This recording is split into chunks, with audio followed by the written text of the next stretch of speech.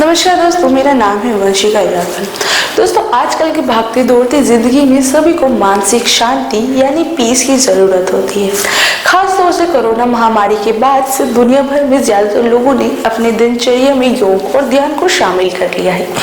वैसे हम जानते हैं कि प्रधानमंत्री नरेंद्र मोदी ने योग को न केवल देश बल्कि विदेशों तक में पहुंचाया है। हर वर्ष 21 जून को अंतर्राष्ट्रीय योग दिवस मनाया जाना इसी का हिस्सा है।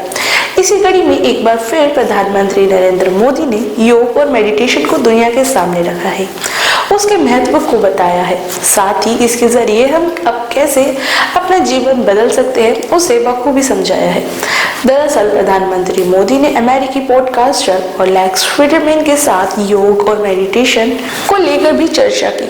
उन्होंने इस पॉडकास्ट में मन की शांति के महत्व पर जोर दिया। उन्होंने यह भी समझाया कि ध्यान और योग हमें जीवन की चुनौतियों का सामना करने की मदद कर सकते हैं। आध्यात्मिकता में, अपने शांत पलों में जब आप ईश्वर के साथ होते हैं तो आपका मन कहाँ जाता है? मंत्र इसमें कैसे मदद करता है? जब आप उपवास कर रहे होते हैं, जब आप बस अपने आप में अकेले होते हैं। देखिए, कभी हम लोगों को कहते हैं ना मेडिटेशन, तो बड़ा भारी शब्द बन गया है। हमारे यहाँ भाषा में एक साधा शब्द है ध्यान।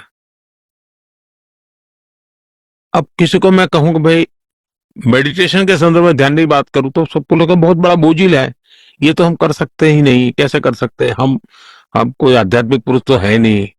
फिर मैं उनको समझाता हूं, भाई तुम्हें बेध्यान होने की जो आदत है ना, उससे मुक्ति लो। जैसे कि तुम क्लास में बैठे हो, लेकिन उस समय तुम्हारा चलता है भाई खेल का पीरियड कब आएगा, मैदान में कब जाऊंगा, उसका मतलब तुम्हारा ध्यान नहीं है।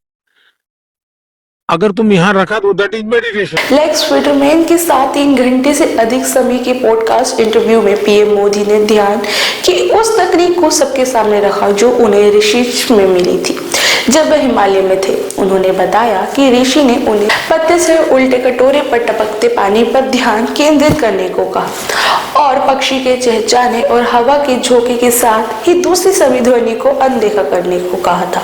प्रधानमंत्री मोदी ने कहा कि उनका मन पानी की बूंदों की तरह लब्ध ध्वनि के साथ जुड़ गया और उन्होंने गहन ध्यान में लगा दिया।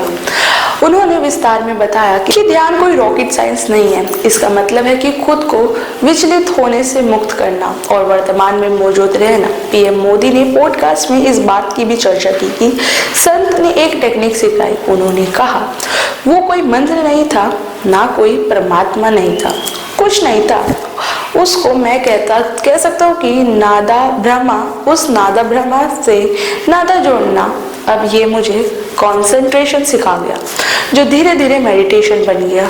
हमें याद है कि प्रधानमंत्री नरेंद्र मोदी तमिलनाडु के कन्याकुमारी स्थित विवेकानंद शिला स्मारक पर अपनी साधना के लिए पहुंचे थे। 2004 के लोकसभा चुनाव प्रचार के शोर शराबे में थमने के बाद पीएम मोदी ने भारत के सुदूर दक्षिणी छोर पर स्थित इस महत्वपूर्ण स्थल का दौरा किया था। पीएम मोदी कन्याकुमारी के विवेकानंद रॉक मेमोरियल में साधना में लीन हुए थे। पौराणिक कथाओं में भी योग और ध्यान के बारे में बताया है। पुरानी कथाओं के अनुसार पहली बार भगवान शिव ने अपने 7 शिष्यों को योग सिखाया था। प्राचीन भारत में जन्म योग का आज विश्व के कोने कोने तक पहुंच चुका है। भारत में एक परंपरा के रूप में योग एक लंबी सांस्कृतिक विरासत रही है। प्रधानमंत्री ने अपने पॉडकास्ट में आज की युवा पीढ़ी को योग और ध्यान के महत्व को समझाया।